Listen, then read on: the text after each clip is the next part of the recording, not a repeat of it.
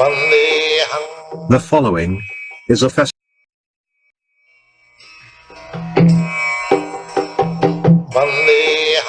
The following is a festival lecture on Ramanavami, given by His Divine Grace, A.C. Bhaktivedanta Swami Prabhupada, recorded on 27th of March, 1969, in Hawaii.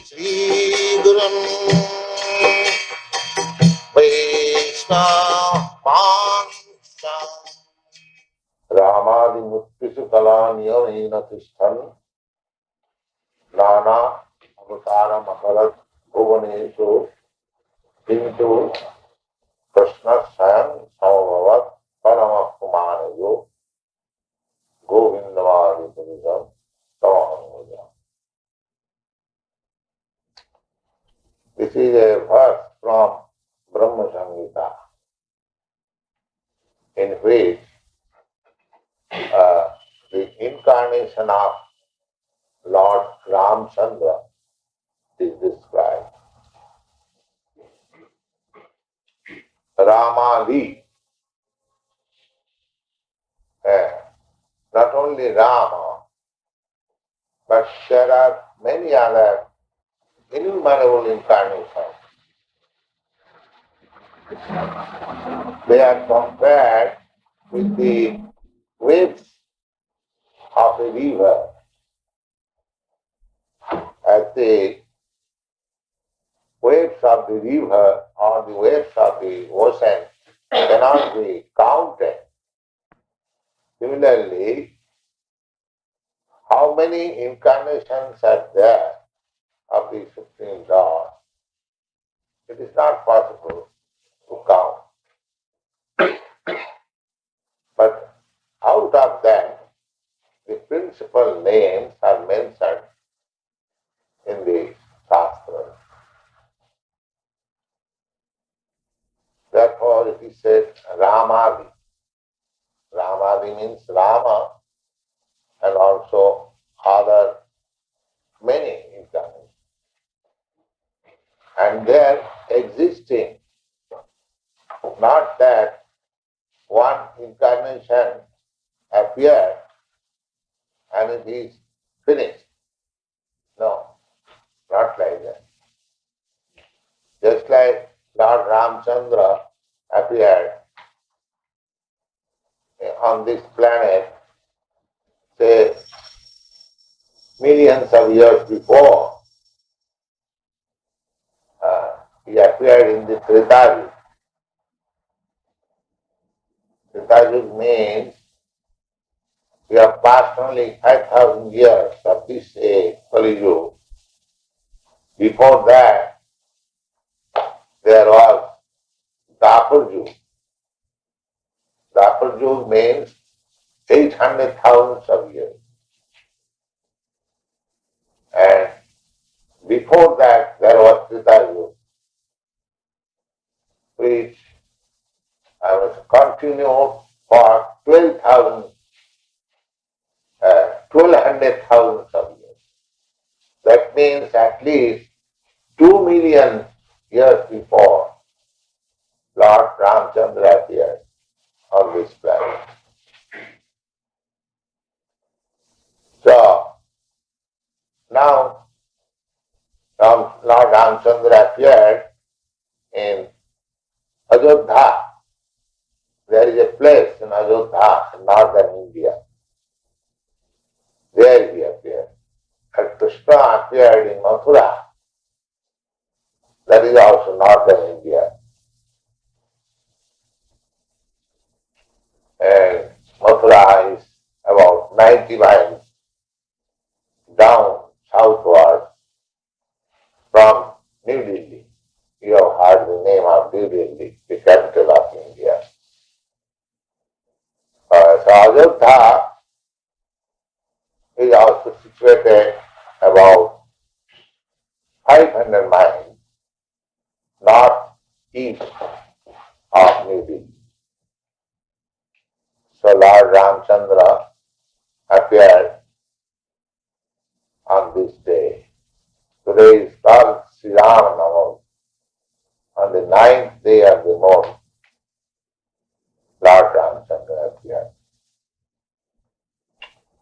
father was the king of Ajodhya, and he had three wives.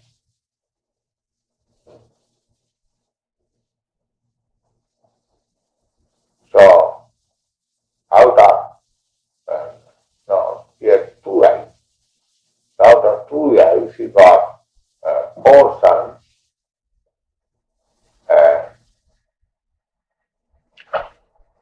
Rāmacandra is their eldest son. The life and activities of Lord Rāmacandra is in a book which is called Rāma. You have heard the name of Rāma. Rāma is also accepted as history. Vedic literatures, there are histories of the Purana, the Srimad Bhagavatam, Mahabharata, and Ramayana. They are counted among the history. The history of Ramacandra is that his father wanted to retire, Maharaj Dasharatha, and he decided to enthrone Lord Ramacandra and retire. So everything was settled.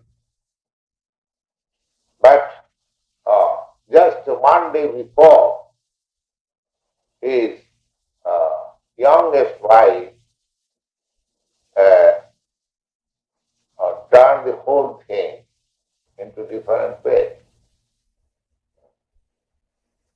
Sometimes Maharaj Dasharatha was suffering from what is called whitlow, some trouble in the finger, and this queen served him very nicely, and he was pleased, and he said, my dear Sumitra, if you want some benediction from me, I can give you. And she replied that I shall ask you for the benediction when I request, not now. So just one day before Lord Ramachandra's coronation, she approached her husband, Maharaj Dasharatha, and reminded him, my dear husband, you promised to give me some benediction, and I told you that I shall ask you when I request. Maharaj Dasharatha said, yes, I remember. You want some benediction just now? She said, yes. And what is that? She said that Ramacandra cannot be seated on the throne. My son should be. Bharat. Oh, you are surprised. It's a big demand. So,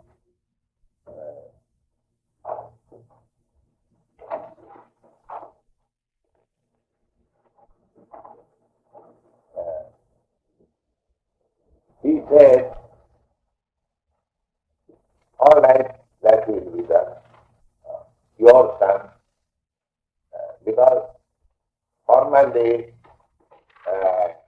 the king, not only formally, even after that, there are many Kshatriya kings in India. They had more than one wife. And naturally, there is rivalry between different wives. So the same thing, human psychology is the same. in 2 million years ago, the same mentality was there, and he asked that my son should be the king, not Ramacandra. Ramacandra happened to be the son of Kausalya, the elder queen. So Maharaj Dasara agreed and called for Ramacandra. My dear boy, she asked also, she was very diplomat. She wanted the Ramacandra go to forest for 14 years. The idea was political, that the king may agree to install my son just now. Now, after a few days, this Ramacandra may come with his army and there may be some difficulty to continue the kingdom. So, she wanted the Ramacandra should go to the forest. And she should not come back till the end of 14 years from this day. So Maharaj Dasara agreed. Because you are Kshatriya, you see the promise. The Kshatriya never goes back from the promise. Never refuses any challenge. If a Kshatriya is challenged by somebody that I want to fight with you, he cannot refuse. This is Kshatriya spirit. He cannot say that I am now busy. Suppose somebody comes to you that I want to fight with you. You may say, what nonsense fight? I have no time. There is a jump. But a Kshatriya cannot deny that. Kshatriya at once must accept, oh yes, come on. And the weapon should be, if he has no sword or weapon, he should be supplied weapon and fight. This is Kshatriya spirit. They were highly charitable and chivalrous and keeping promise and with a great tendency for ruling over. They can rule over. Administrator. Their business is, there are different prescriptions for different classes of men for their livelihood. The Brahmins, they can pull on their livelihood by 6 ways. Pathan, jajan, jajan, dana, pratigya. 6. And they must be qualified with 12 high qualities. We have many times discussed. Out of that qualification, truthfulness is the first item for a Brahmin. A Kshatriya may speak lie, that is allowed, because he has to be diplomat, politician. But a Brahmin, he is not allowed to speak lie. This is the system, caste system or varnashram system. Everyone was trained because these 4 classes of men are required in the society. For proper upkeep of society, one class of men must be very intelligent, highly qualified, with all good qualities. They must be trained in that idea, character, so that people can see and follow them. Therefore, Brahmins are taken to so much respect because their ideal character, learned and godly, knows the science, spiritual science, therefore they are held in high estimation and topmost of the society. The next, the administrator class, Kshatriya. They are trained how to kill. Uh, the Kshatriyas were allowed to hunt in the forest, to learn the art of killing, because that was necessity for the Kshatriyas. Kshatriyas, if he finds somebody is doing wrong, he can immediately chop her his head if he likes. The king also passed. And it is not that if there was some war, it is not that the president or the king said, sit down comfortably at home and ordinary soldiers will go and lay down their life. No. Formally, the king or the head of the state, he should first of all go there in the fight. You see in the picture, the chief men of the fighting in the Kurukshetra, both sides, they are arrayed, this side, that side, with their chariot. Not that the head man, the chief man, or the commander is taking shelter backside, protecting himself, and poor soldiers are thrown into the fight. No. This is what Kshatriyas do.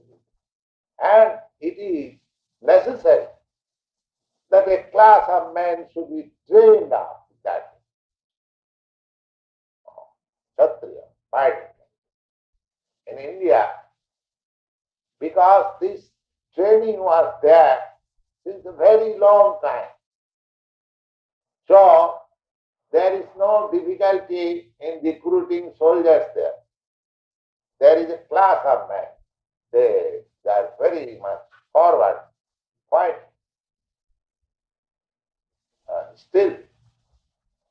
They are called just like the Gurkha, the Nepalis. You have heard the name of Nepal. Still a small state, independent state. They are not within India, between China and India. The whole Nepal population, they are Kshatriyas. Oh, they are very good fighters. Similarly, the Sikhs, the Jats, there are classes. So they are always forward for fighting. And you will be surprised that the British Empire was voluntarily liquidated because they lost India. The Britishers, they understood that because we are now losing India, there is no more possibility to keep our Eastern Empire. Therefore they liquidated. Why? Actually, the whole British Empire were being administered or managed by Indian soldiers. These Sikhs and Gurkhas, they extended their empire. After taking their position in India, they extended British Empire in the Middle East and Far East simply by these Sikhs and Gurkha soldiers. They got supremacy on the Burma and everywhere. So there is necessity of a class of fighting. You are finding in your country difficulty in recruiting, because the recruiting process is wrong. We are recruiting from persons, you are training persons just like Sudras, and you want them to fight. How they can fight? It is not possible.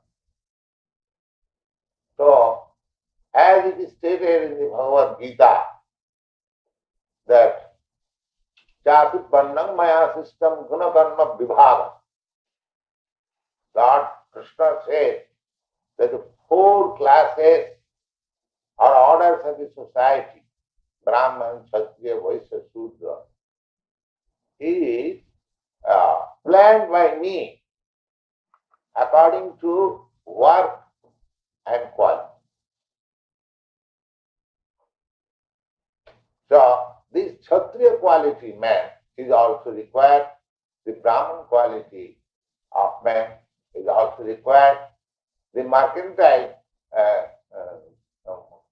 style of community, they are also required, and laborer class, they are also required. Of course, laborer class, they do not require any training. Laborer class means one who cannot do anything, neither become Brahmin, nor become Kshatriya, nor become a Vaishya. That means the last balance of the population, they are called laborer class, Shudra. Shudra means one who has no training.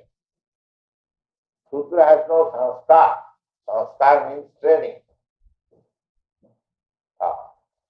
Everyone is accepted as Shudra by birth. Janmana jayati Shudra. Janmana means by birth. By birth, everyone is born a Shudra, a 4th class man. It is to be accepted. And actually, so just like a child, innocent child, what does he know? He has to be trained. Either you train him as a Brahmin, or train him as a Kshatriya, or train him as a Vaishya, or otherwise he is Shudra, already born Shudra. Shudra has no training. Everyone, the basic principle, basic foreground, everyone it is accepted Shudra. Now if you train him as a Brahmin, then he becomes a Brahmin. If you train him as a Kshatriya, then he becomes a Kshatriya. If you train him as a Vaishya. So I think this system is very scientific. So that if you want a really help of a really intelligent man or God realized man, it is ready, the Brahmin class. Just like if you require the help of a lawyer, you have got so many lawyers. If you require the help of a medical man, because there are trained men. Similarly, the society requires to train a certain class of men to become Brahmin. Just like we are training the Krishna consciousness. The Krishna consciousness is meant for the Brahmins. They are not meant for fighting, because they are not being trained for fighting. They are being trained for becoming Brahmin. For who is Brahmin? Brahma janati iti Brahman. The 4 divisions are described like this. Janmana jayati Shudra. Everyone is born Shudra. That is action. Samskarat bhavidvija. Now, if you train him, never mind in which family he is born, you have to train, just like boys are sent into school for being trained. So, everyone is to now train. He goes to the Guru Griha. Guru Griha means teacher's house. Formerly, for being trained, there was no such big scale schools and colleges. Every village, still 50 years before in India, in every village, there was a small school conducted by the Brahmin, and the village children would be trained up there. So he was sent for training, and there was no school fee. The boys will go there and on behalf of the teacher or spiritual master, they will go brahmachari door to door and beg and bring forth alms, rice, dal, grains and everything. That was the system. There was no school fee. There was no problem how to send a boy to the school. So, there is sanskara. Now he is trained. The teacher sees the psychology of the boy, in which way he should be trained. Either he should be trained as a Vaishya, or he should be trained as a Kshatriya. So everyone was trained like that. But generally, the son of a Kshatriya, just like Lord Rāmacandra arose Joe, from the very beginning, they were trained as Kshatriya. Naturally, if somebody is the son of a medical man, his father trains him to become a medical man in future. That is the natural tendency. If the boy is different altogether, that is another question. But naturally, that is the tendency. So, a Kshatriya son was trained as Kshatriya, a Brahmin son was trained as a Brahmin, and a Vaishya son was trained as a Vaishya, and Shudra had no training. So gradually, this became a caste system. Brahmin son became Brahmin. Because formerly, the training was there. But when it is vitiated, although a person born in the family of a Brahmin, he is doing the work of a Shudra. So, according to Vedic scripture, one is classified according to his work and quality, not by birth. That is the classification of Shastra, just like in the Bhagavad Gita. The Lord says, the Chatut Varnamaya system, Guna Karma Vibha. Guna means quality, and Karma means work. One must be qualified for the work, and he must actually work. Then he is counted, classified into that category. Just like if you are simply trained or educated as a lawyer, and if you are not practicing in the court, nobody comes to you to consult as a lawyer. Nobody cares for you. You must be practicing also. Similarly, to become a Brahmin means, first of all, he must know what is Brahma, and he must be actually situated in the activities of Brahma. So, devotional service are activities of Brahma. Activities in Krishna consciousness means activities in Brahma. Brahma charati iti Brahma, brahmachari. Charati means acts. Actually, he acts in life, applies the principles of Brahma in his life. He is called brahmachari. So these are the trends. So just see how this training was, that the Kshatriya cannot refuse his promise. So, Maharaj Dasarath, he fulfilled the promise of his youngest wife and asked his son, eldest son, Rāmacandra, my dear boy, you'll have to go to forest for 14 years. That is the desire of your youngest mother. And I promise that I shall fulfill your promise, request. So please accept. Ramchandra said, yes, father, I am ready. Just see. This is the quality out of the 6 opulences of God. This is one quality.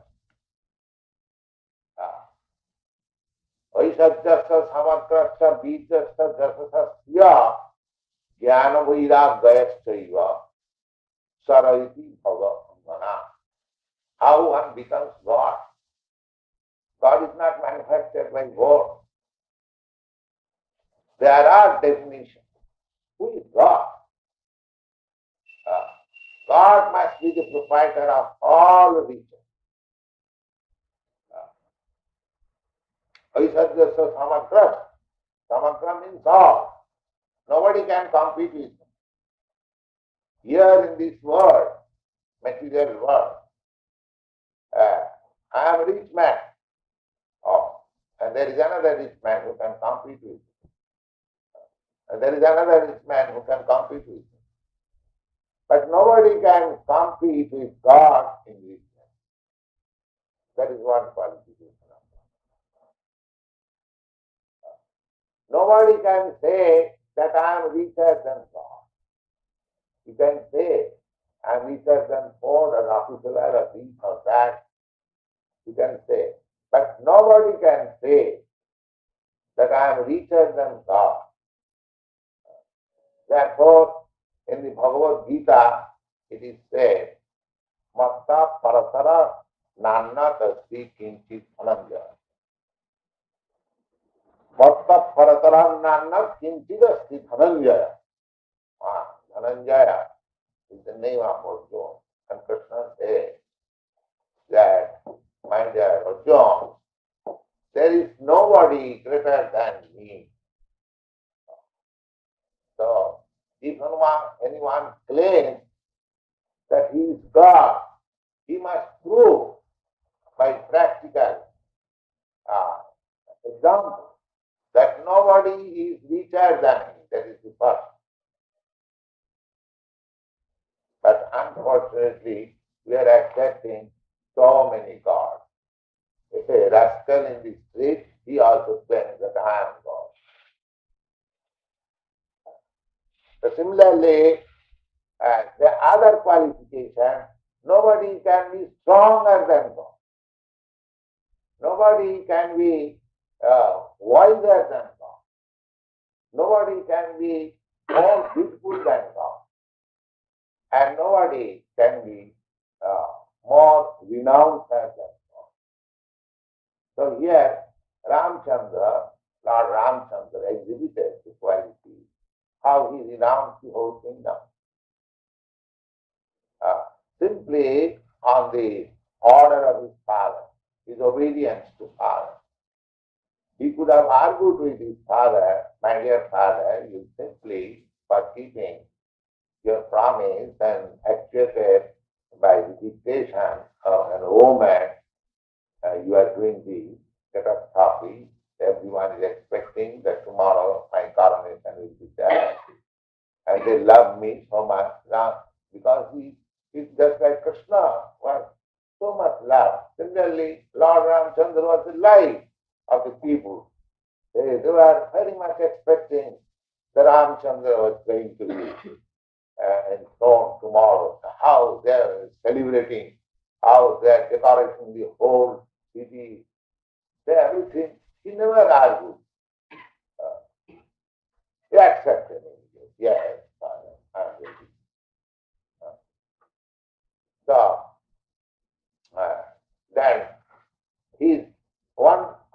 brother Lakshman, he also requested Rāmacandra, my dear brother, you also take me. I am your constant companion. I must go with you. So he said, that's your wish, voluntarily. If you want to come, you can come with me. Then Sita, his wife, young wife, she also said, I will go with you. Ramchandra requested his wife, oh, you cannot go with me. It is very difficult. You are a king's daughter and you are brought up in so nice way and you are so blissful. You cannot go. You cannot take the trouble of living in the forest.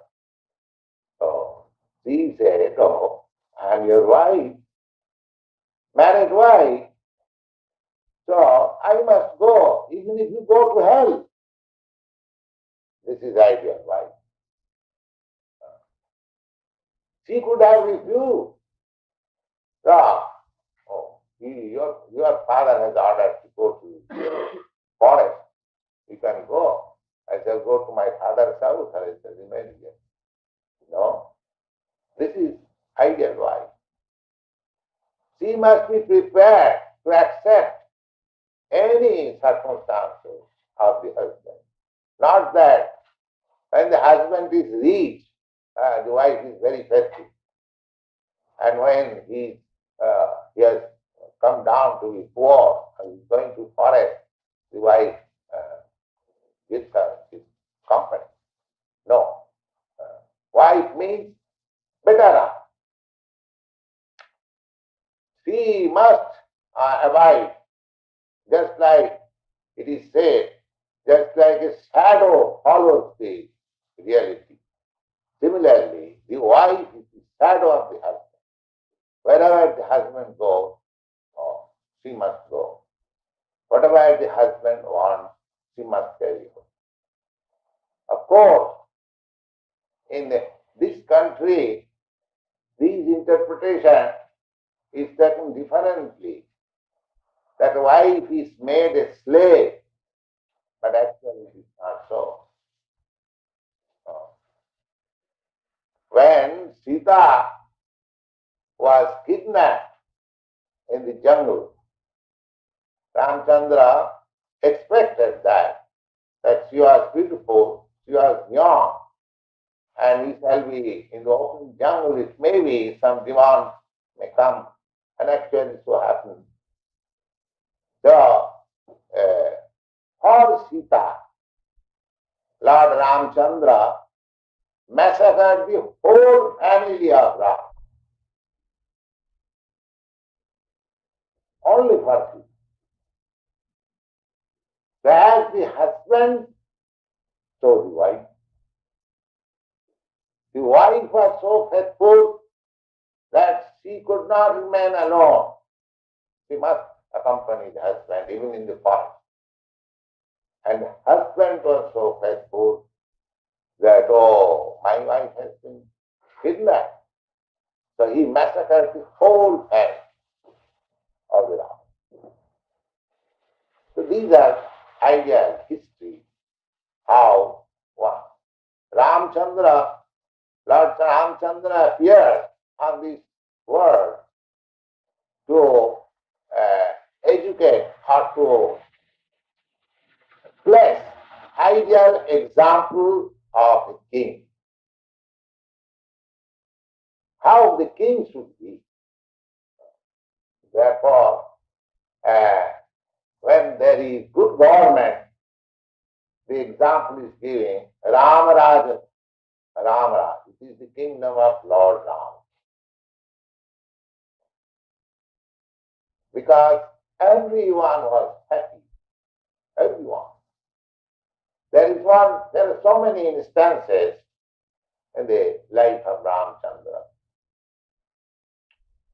One Brahmin, not Brahmin exactly, somebody came to Ramacandra because at that time there was no court like this, that you have to go to a court and apply with a stamp fee, then your judgment will be delivered after 6 years. It is not like that. Anyone who has got some complaint, he should, the king used to sit in open audience, and the citizens were allowed to approach the king and place their complaint. Because there was no complaint, practically. Everyone was happy. Very minor complaint. So, somebody came to Rāmacandra and he charged Rāmacandra, my dear king, my son has died. How is that? In the presence of his father, son can die. There must be something wrong in your God. The charge is, why my son has died before my death? This is unnatural. So there was nothing unnatural. The king was responsible even for severe cold, severe heat. That we get from history of Srimad Bhagavatam, that is stated. So the kings were so much responsible. They were always thinking of the happiness of the citizens, and the citizens were also so nice. One citizen approached Lord Rāmacandra, and his next assistant, his brother Lakshman, informed him that he is a Brahmin. You were absent on your tour for, I think, for a fortnight or a month. And this Brahmin has not eaten a drop of water during your life. Why? Because he comes here to see you and darshan. Just like we come here in the temple to see the deity. So Lord Rāmacandra was present personally, so he used to come. After seeing Rāmacandra offering his obeisances, then he would go home and take something, his breakfast. That was his thought. And because he could not see for a fortnight or a month Lord Rāmacandra, because he was out on political tour, he did not eat it. Just see the citizen, similarly the king. So at that time, there was a statue of Rāmacandra, which was being worshipped in the family from Maharaj Ikhaku. Maharaj Ikhaku, the son of Mano, happens to be the forefather of the family in which Rāmacandra appeared. So he was devotee of Lord Rāma, and he was worshipping the statue of Lord Rāma. So that statue was being worshipped by the family one after another. But when Rāmacandra was actually present, he kept that statue in the closet of the room. And when this Brahmin approached, and Rāmacandra was informed by Lakshman that he is so steady and strong in his vow. So Rāmacandra ordered that he may be delivered that statue, so that in my absence he can offer respect to the statue and do his duty. That form and the statue Archa of Rāmacandra, it is still existing in South India. It is being worshipped from that time. So these were the dealings of Rāmacandra Then he, his younger brother Lakshman and his wife went to the forest, and his wife was kidnapped by the diplomacy of the demon Ravan, and there was fight between Rama and Ravana. Ravana was very materialistically, he was very strong, but the thing is, for fighting with Ravana, Ramacandra did not come back to his kingdom and take his army. No, he did not come back, because he was ordered to live in the forest. So he organized army with the jungle animals, the monkeys. The monkeys. He fought with Ravana and organized materially with the monkeys. You have seen the picture. And he constructed a bridge between India's last point to the other side. Ceylon is considered to be the kingdom of Ravana. So there was a bridge, and the stones were floating. So there are so many historical incidences in the life of Ramacandra. We should remember, because if we remember why we are observing today fasting for Ramacandra, there were many kings like Ramacandra, because the kings were trained in that way. Maharaj Yudhishthira was also as good as Ramacandra, and Maharaj Parikshit was as good. There are many such kings. But we are not concerned because you are the king. He is the king of all kings, Parameshwar. Because he is God. Therefore, we are observing today. Rāma and Kṛṣṇa. So, he is not original form of God. The original form of God is Krishna. And Krishna expands himself in various other forms. Advaita Yachyuta Anadi Ananta Rūpam. Ananta Rūpam means millions and millions. The Mano is also incarnation of Krishna. So, in one day of Brahma, there are 14 Manos. The Brahma lives for 100 years. So just see how many incarnations of Manus are there, even for one Brahma. And there are innumerable Brahmas also.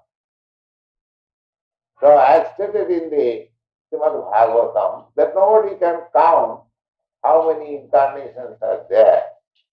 But some of the chief incarnations are mentioned, and Lord Rāmacandra is one of them. So Lord Rāmacandra, he killed Ravana and he installed his brother. His brother was devotee, Vibhishan. So he did not go to conquer Ceylon because he was emperor. He went to punish the culprit, Ravana, and he installed his younger brother Vibhishan in that. And he came back with Sita, and again he was installed after 14 years. And his brother was so faithful that so long his eldest brother was away, Ramacandra requested him that your mother wants that you should be king, and I also wish that in my absence you should be king. Bharat you are so faithful, brother. He replied, oh, you are king. So long you are living, nobody can be king. So I cannot be king. Then he requested at least you must administer, because after the departure of Lord Rāmacandra, Maharaj Dasarath died out of the shock, because Ramachandra was very pet son, eldest son. He was going to be king, and by his order he was sent to the forest. The father could not tolerate the shock. He died. So Ramachandra's life, God's activity, pastime. If we hear, and that means we are associating with Ramachandra. There is no difference between his form, his name, his pastime, and his absolute. Therefore, either you chant the holy name of Rama, or you see the statue of Rama, or you talk of his pastimes, transcendental pastimes, everything. That means you are associating with the Supreme Personality of God. So we take advantage of these days when the incarnation of God appears or disappears, and we try to associate with him. By his association, we become purified. Our process is purification. Kṛṣṇa consciousness means simply we are purifying our consciousness. From the birth, as I have explained, everyone is Shudra. Shudra means one who laments. That is called Shudra. For a slight loss, a slight inconvenience, one who laments, that is called Shudra. And Brahmins means one who tolerates. The Shudra has no tolerance. So Kalu Shudra Sambhava. Kalu means this age is called Kali. So it is the statement of the Shastras that in this age the whole population is Shudra. And formally also by birth everyone was considered Shudra, but there was training, sanskar. At the present moment there is no sanskar, there is no training. The training is only for earning livelihood, no other training. How one can earn money and enjoy pension. That is the training at the present moment. But actually, to make successful the human life or the mission of human life, the Vedic culture is very nice, and by spreading Kṛṣṇa consciousness, by adopting the process of Kṛṣṇa consciousness, you can revive that cultural life, sublime life. If not wholesale, if there are a few people trained up in this line and they become ideal examples to the society, immense benefit can be derived from their examples of life.